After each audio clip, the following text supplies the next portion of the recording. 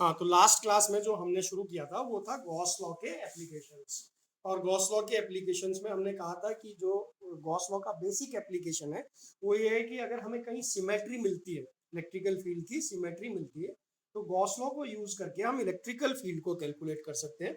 और ऐसे दो एप्लीकेशंस हमने देखे थे। हमने सबसे पहले इलेक्ट्रिकल फील्ड कैलकुलेट किया था किसके लिए, एक इनफाइनाइट लाइन चार्ज के लिए जिस पर कोई चार्ज यूनिफॉर्मली डिस्ट्रीब्यूटेड है।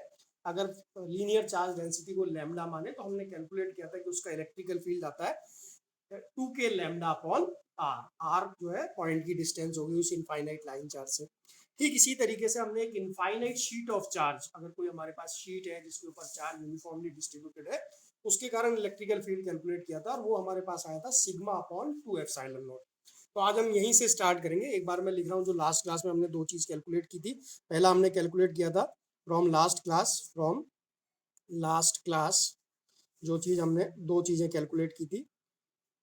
First, electrical field due to line charge. अगर कोई एक इनफाइनाइट लाइन चार्ज है तो उसका इलेक्ट्रिकल फील्ड हमारे पास आया था E is equal to 2k lambda upon R. और ठीक इसी तरीके से हमने निकाला था इनफाइनाइट शीट ऑफ चार्ज, और इसका इलेक्ट्रिकल फील्ड जो हमने कैलकुलेट किया था वो आया था E is equal to sigma upon 2 epsilon not. दोनों के ग्राफ भी हमने प्लॉट किए थे, पिछली क्लास के नोट्स में आपको मिल जाएंगे। अब हम यहीं से स्टार्ट करेंगे। अगर हमारे पास मान लो तीसरा एप्लीकेशन जो हम पढ़ेंगे वो होगा कि अगर हमारे पास मान लो इलेक्ट्रिकल फील्ड, थर्ड एप्लीकेशन हम पढ़ रहे हैं, electrical field due to conductor plate of infinite size. अगर हमारे पास कोई एक इनफाइनाइट साइज की कंडक्टर प्लेट है, किस तरीके से, मान लीजिए हमारे पास ये एक प्लेट है और इस प्लेट का साइज बहुत बड़ा है और इस पर कोई चार्ज यूनिफॉर्मली डिस्ट्रीब्यूट है। किसी भी कंडक्टर पे कोई चार्ज जब हम प्लेस करते हैं तो वो उसके सरफेस पर यूनिफॉर्मली डिस्ट्रीब्यूट हो जाता है।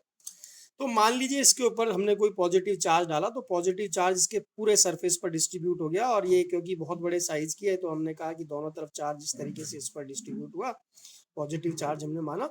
और चार्ज डेंसिटी हमने कितनी मान ली, sigma is the charge density, क्योंकि चार्ज एरिया में डिस्ट्रीब्यूटेड है इसलिए हमने चार्ज डेंसिटी को लिख लिया सिग्मा।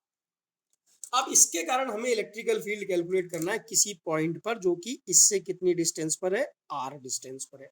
इससे आर डिस्टेंस पर कोई पॉइंट है जिस पर हमें इलेक्ट्रिकल फील्ड कैलकुलेट करना है।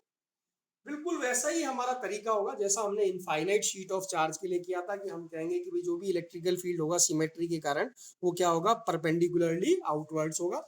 और अगर परपेंडिकुलर आउटवर्ड होगा तो हमें कोई भी एक ऐसा सरफेस जो कि दोनों तरफ यूनिफॉर्मली डिस्ट्रीब्यूटेड हो उसको हम गॉसियन सरफेस कह सकते हैं। तो हम यहाँ पर भी वही गॉसियन सरफेस ले लेते हैं जैसा हमने इनफाइनाइट शीट में लिया था, और हम एक 2r लेंथ का सिलेंडर कंसीडर करते हैं जिसको हम अपना गॉसियन सरफेस मान लेते हैं। तो मैंने एक सिलेंडर बनाया जिसका क्रॉस सेक्शन एरिया जो है मैंने a मान लिया, और उसकी लेंथ क्योंकि दोनों तरफ मुझे बराबर चाहिए तो उसकी जो लेंथ है सिलेंडर की वो मैंने क्या मान ली, 2r मान ली। और ये चीज मैंने लिखा, Gaussian surface can be cylinder of area a and length 2r length का हमने एक सिलेंडर। अब हम वही तरीका करेंगे, सबसे पहले हम कंसीडर करेंगे गॉसियन सरफेस के अंदर चार्ज कितना है। ध्यान से देखेंगे मैंने एक सिलेंडर कंसीडर किया है। अब इस सिलेंडर ने यहाँ पर इसको कट किया और यहाँ पर कट किया इनफाइनाइट शीट में, और इसमें क्या अंतर है ये चीज नोटिस करेंगे। देखो इस जगह इनफाइनाइट शीट में ये जो सिलेंडर कट कर रहा था एक ही जगह कट कर रहा, लेकिन अब अगर मैं देखूं तो ये यहाँ भी इसको कट कर रहा है और यहाँ भी इसको कट कर रहा है। तो इसके दो सरफेस पर जो है दोनों अलग अलग सरफेसेस पे चार्ज है और दोनों जगह ये सिलेंडर इसको कट कर रहा है। मतलब अगर हम डिफरेंस देखें तो देखो ध्यान से कि मान लीजिए ये हमारे पास है, अगर ये कट कर रहा है तो इस वाले सरफेस पर भी चार्ज है और इस वाले सरफेस पर भी चार्ज है। जबकि अगर शीट की हम बात करें, किसी पतले पेपर की हम बात करते हैं, तो पतले पेपर में हमने कहा कि क्योंकि एक ही सरफेस है, जैसे इस सरफेस पे अगर मैं इस सिलेंडर को कट करें तो ये एक ही सरफेस पर कट करेगा यहीं पर, जबकि प्लेट का मतलब हो गया कि प्लेट के मेरे पास दो सरफेसेस हैं, एक ये वाला और एक ये वाला। तो इसके अंदर जब गॉसियन सरफेस ये एंटर करेगी तो यहाँ पर कट करेगी चार्ज को और यहाँ पर कट करेगी। तो मेरा जो गॉसियन सरफेस में चार्ज हो जाएगा वो मुझे दो जगह कंसीडर करना पड़ेगा, एक ये वाला चार्ज और एक ये वाला चार्ज। दोनों एरिया ए है और चार्ज डेंसिटी मेरी सिग्मा है, यानी यूनिट एरिया पर चार्ज कितना है, sigma.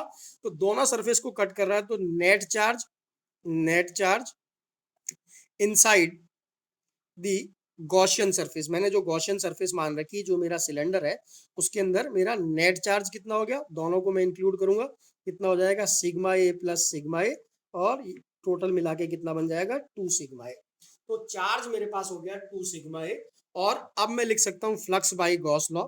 Flux by Gauss law, जो नेट चार्ज है मुझे पता लग जाता है तो फ्लक्स बाय गॉस लॉ लिखने में मुझे कोई कष्ट नहीं। फाई इज इक्वल टू कितना हो गया, net charge 2 sigma A divided by epsilon not. और ये मेरी फर्स्ट इक्वेशन बन गई। मैंने फ्लक्स को कैलकुलेट किया किससे, ये गॉस लॉ से, क्योंकि मुझे नेट चार्ज पता लग गया गॉसियन सरफेस में, मैंने फ्लक्स को लिखा net charge upon epsilon not. अब हम करेंगे फ्लक्स बाय डेफिनेशन। तो सेकंड चीज हमारा हो गया, देखो flux by definition of flux. Flux by definition of flux. Definition of flux कहती है कि फ्लक्स बराबर होता है किसी क्लोज सरफेस पर सरफेस इंटीग्रल, यानी ईडीए कॉस थीटा। अब अगेन फिर वही सिलेंडर में हमें पता होता है कि सिलेंडर को हमें 3 सरफेसेस में डिवाइड करना होता है। हमारे पास 2 फ्लैट सरफेस होते हैं, ये और एक कर्व्ड सरफेस होता है टोटल। इन तीनों पर हम एक छोटा छोटा एरिया कंसीडर करते हैं। यहाँ पर मैंने डीए कंसीडर किया, यहाँ पर मैंने डीए कंसीडर किया, यहाँ पर मैंने डीए कंसीडर किया। इसको मैंने सरफेस नंबर 1 का, इसको सरफेस नंबर 2 का, और इस फ्लैट को सरफेस नंबर 3 का। तो 3 मेरे पास सरफेस हो गए, 1 और 3 फ्लैट सरफेस है, 2 क्या है मेरे पास कर्व्ड सरफेस है। तीनों ही जगह मैंने एरिया वेक्टर को मार्क किया। तो इसका एरिया वेक्टर मैं इधर लूंगा, ये मेरा डीए वेक्टर आ गया। अगर इसको मैं पॉजिटिव चार्ज मान रहा हूँ तो इलेक्ट्रिकल फील्ड भी इधर ही होगा, ये मेरे पास ई वेक्टर हो गया यहाँ पर। इस जगह जब जाऊंगा तो ई वेक्टर तो मेरा ऐसे जाएगा, लेकिन एरिया वेक्टर इधर होगा डीए। और अगर यहाँ हम लेते हैं तो ई वेक्टर जो होगा वो इधर जाएगा, और डीए वेक्टर भी मेरा किधर होगा, इधर होगा। दो सरफेस ऐसी हैं जिनमें ई और डीए के बीच में मेरे को एंगल 0 डिग्री मिल रहा है, और एक सरफेस ऐसी है जिसमें ई और डीए के बीच में मेरे को 90 डिग्री एंगल मिल रहा है। तो इस इंटीग्रेशन को मैं 3 पार्ट में डिवाइड करता हूँ। मैं लिखता हूँ कि टोटल फ्लक्स जो बराबर होगा phi will be equal to E D A cos theta for surface number 1, EDA cos theta for surface number 2 plus EDA cos theta for surface number 3। फिर हमने कहा कि for 1 and 3 theta is equal to 0 degree and for 2 theta is equal to 90 degree. तो जहां theta 90 degree है वहां पर flux को हम 0 कह सकते हैं। 2 के लिए फ्लक्स क्या हो गया, 0। और इन दोनों के लिए जब cos 0 रखा तो cos 0 की वैल्यू 1 होगी। तो फाई मेरे पास जो आ गया वो आ गया for EDA for 1 and EDA for number 3। और क्योंकि 1 और 3 की अगर मैं सिचुएशन देखूं तो दोनों ही आर डिस्टेंस पर है, दोनों पर सारे पॉइंट जो है मेरी प्लेट से कितनी पर है, आर डिस्टेंस पे, इसलिए ई यूनिफॉर्म होगा। तो हमने लिखा क्योंकि ई जो हमारे पास है, बिकॉज ई इज यूनिफॉर्म, तो दोनों में से हमने बाहर निकाल लिया। तो फाई मेरे पास हो गया ई ए, और यहाँ पर भी हो गया ई ए। जब मैंने ई को बाहर निकाला तो डीए का इंटीग्रेशन क्या हो जाएगा, ए, और यहाँ पर भी डीए का इंटीग्रेशन क्या हो जाएगा, ए, क्योंकि कंप्लीट एरिया को मैं क्या मान के चल रहा हूँ, ए मान के चल रहा हूँ। तो ये मेरे पास फाई की वैल्यू आ गई 2EA। ये मेरी सेकंड इक्वेशन हो गई। फर्स्ट और सेकंड इक्वेशन दोनों से ही मैंने फ्लक्स कैलकुलेट किया है। फर्स्ट इक्वेशन से जो मैंने फ्लक्स कैलकुलेट किया वो आया phi is equal to 2 sigma A upon epsilon not, और सेकंड इक्वेशन से जो मैंने फ्लक्स कैलकुलेट किया वो आया 2EA। यहीं इसको कंप्लीट कर देते हैं। अगर हम फर्स्ट और सेकंड के से लिखें, from first and second 2EA जो हमारे पास फ्लक्स आया सेकंड इक्वेशन से 2EA, ये बराबर होना चाहिए जो फ्लक्स था फर्स्ट इक्वेशन से 2 sigma A upon epsilon not. 2 से 2 कैंसिल, ए से ए कैंसिल, और ई की वैल्यू जो आ गई वो आ गई सिग्मा अपॉन एप्सिलॉन नॉट। बड़ा इंपॉर्टेंट एक रिलेशन है जो आगे बहुत सारे न्यूमेरिकल्स में हमारे पास काम होता है आएगा। अभी फिलहाल क्योंकि हम एप्लीकेशन देख रहे हैं तो बहुत सारा डेरिवेटिव पार्ट हम करेंगे, लेकिन जब हम इसके न्यूमेरिकल करेंगे तो इस तरीके के न्यूमेरिकल बहुत सारे हमारे पास आएंगे जिसमें हमें कंडक्टर शीट के कारण, कंडक्टर प्लेट के कारण इलेक्ट्रिकल फील्ड को एक्सेस करना पड़ेगा। और इलेक्ट्रिकल फील्ड हमेशा क्या लिखा जाएगा, sigma upon epsilon naught. Sigma charge density और epsilon naught permittivity of free space या एयर जिसमें कि वो कंडक्टर प्लेट रखी हुई है। क्या ध्यान रखेंगे, ई किसके बराबर आया, सिग्मा अपॉन एप्सिलॉन नॉट।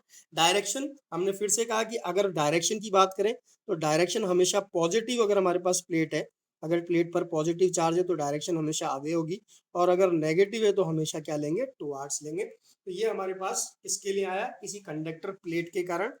दोनों में डिफरेंस ध्यान रखेंगे। शीट के कारण जब हम लिखेंगे, अगर हमारे पास एक ही सरफेस पर चार्ज है, इनफाइनाइट साइड्स की कोई शीट है जिसके एक ही सरफेस पे चार्ज है, तो हम लिखा करेंगे इलेक्ट्रिकल फील्ड को सिग्मा अपॉन 2 एप्सिलॉन